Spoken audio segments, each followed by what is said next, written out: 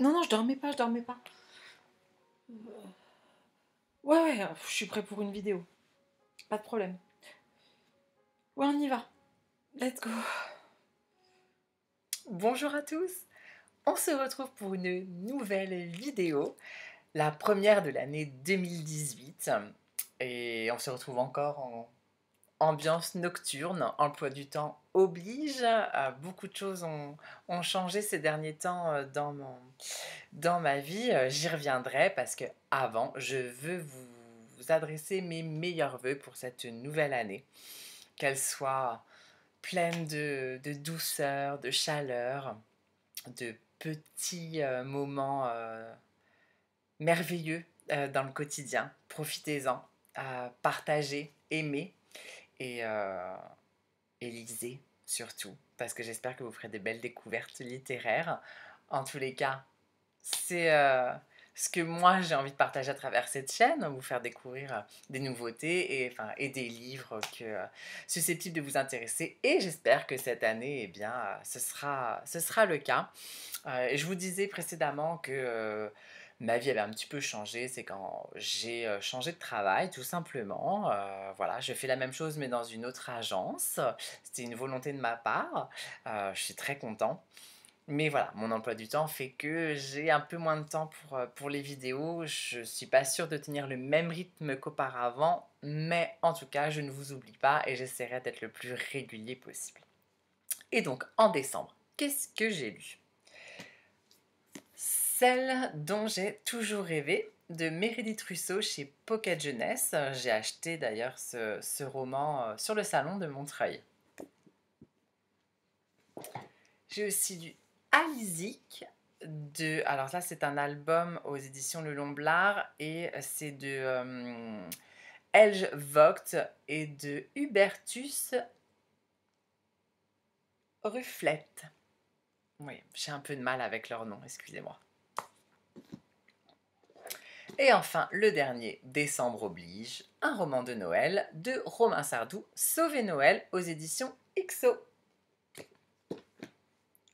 Et c'est parti! Meredith Russo est une auteure américaine vivant dans le Tennessee. Son premier roman, Celle dont j'ai toujours rêvé, publié en 2016, a remporté le prix Stonewall Book Award en 2017 dans la catégorie Young Adult. Il est le premier roman abordant la transidentité écrit par une femme transgenre.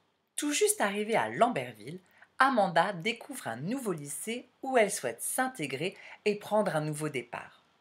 Très vite populaire, elle sent qu'elle pourrait être heureuse ici. Consciente qu'elle doit être vigilante à cause de son lourd secret, Amanda baisse sa garde en rencontrant Grant. Il est de ceux pour qui il vaut la peine de se dévoiler. Mais Amanda peut tout perdre, car son secret, c'est qu'avant, elle s'appelait Andrew. Vous l'avez compris, ce roman young adulte aborde le thème de la transidentité. Ils sont assez rares et valent la peine d'être lus. C'est le deuxième que je lis pour ma part. Si vous vous souvenez, j'avais adoré lire Cette fille, c'était mon frère de Julian Peters, dont je vous ai parlé dans ma vidéo Mes lectures de juillet 2017. Ça m'a donc tout simplement donné envie de renouveler l'expérience. Avec ce livre, nous sommes dans la tête d'Amanda qui est la narratrice. Nous comprenons alors ses doutes, ses craintes, mais aussi ses traumatismes, notamment après les violences subies au lycée.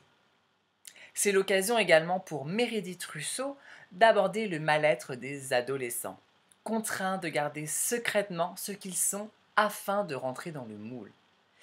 Oui, car au lycée, si tu sors du lot, c'est jamais bon pour ta popularité. Ce sujet complexe de la transidentité est aussi intéressant qu'éprouvant.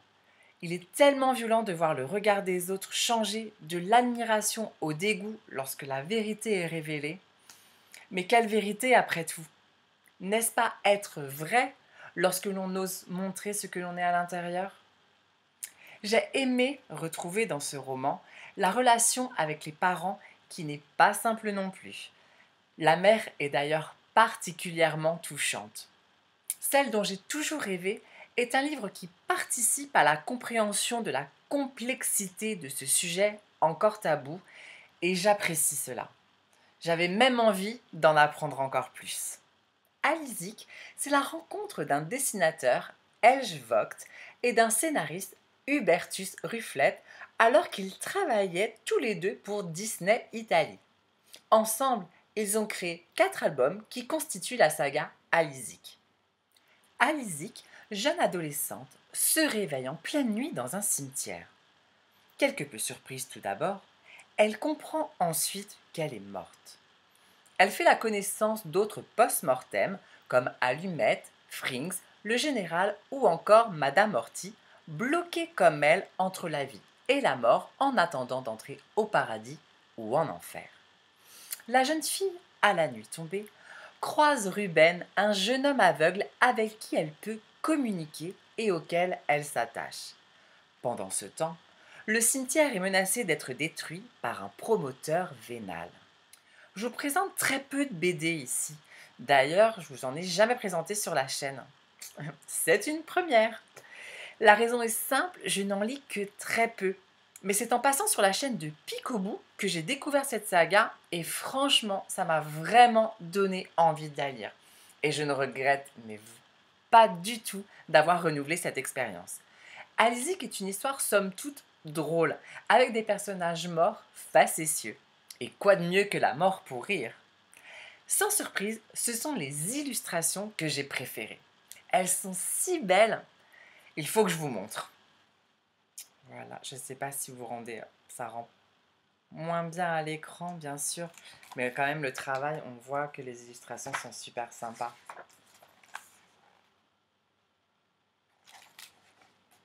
Les planches sont vraiment jolies.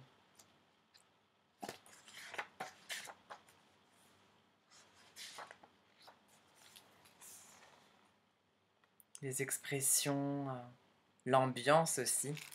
J'ai vraiment apprécié le travail graphique, les couleurs comme les traits des personnages ainsi que la mise en page des planches.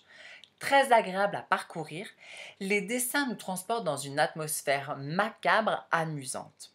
Un travail réussi. J'ai vraiment hâte de lire la suite. Et ça tombe plutôt bien puisque le deuxième tome est Hiver. Je vous ai déjà parlé de Romain Sardou dans ma dernière vidéo dédiée au livre de Noël. Et forcément, en plein mois de décembre, j'avais envie de lire un autre roman me plongeant dans l'ambiance des fêtes. Sauver Noël est juste parfait puisqu'il s'agit de la suite d'une seconde avant Noël. Alors que tous les enfants attendent patiemment l'arrivée du Père Noël en ce 25 décembre 1854, quelle déception lorsque aucun d'entre eux n'a de cadeau à déballer au pied du sapin. Quelque chose est arrivé à l'homme en rouge et Gloria Pickwick est prête à parier que le nouveau voisin de Collins Square est mêlé à cette étrange histoire. Avec l'aide de Harold, un jeune enfant futé, d'une fée bienveillante et de lutins facétieux, Gloria Pickwick est bien décidée à prendre les choses en main. L'heure est grave, il s'agit de sauver Noël. Après avoir passé un bon moment en compagnie du livre Une seconde avant Noël, j'ai naturellement eu envie de poursuivre. Dans ce dernier, Harold participait à la création de Noël, souvenez-vous. Cette fois, il doit sauver cette fête tant attendue des enfants du diable. Rien que ça. Dans ce roman, on y retrouve le ton humoristique de l'auteur et son amour de conter. On le ressent pleinement et son plaisir est communicatif. On se surprend à redevenir enfant en lisant ce conte de Noël. J'ai aimé retrouver les personnages de son précédent livre. Quant à cette Gloria Pickwick, quel phénomène! C'est toujours agréable de plonger dans une aventure où les fées, les lutins et le Père Noël sont présents. Il n'y a pas mieux pour invoquer l'esprit de Noël. Même si j'ai préféré le précédent, Sauver Noël donne le sourire, divertit et rappelle combien les contes sont essentiels. Ils nous permettent de voir ce qui est simple, mais que l'on ne voit pourtant plus. Noël est aussi là pour nous offrir la chance de ne pas l'oublier. Cette vidéo est maintenant terminée. J'espère qu'elle vous a plu, que vous avez passé un agréable moment et que vous allez pouvoir épuiser quelques idées lecture. J'espère vous retrouver très bientôt. Promis, je ferai le maximum. En attendant, prenez soin de vous. Je vous embrasse très fort et vous dis à très bientôt.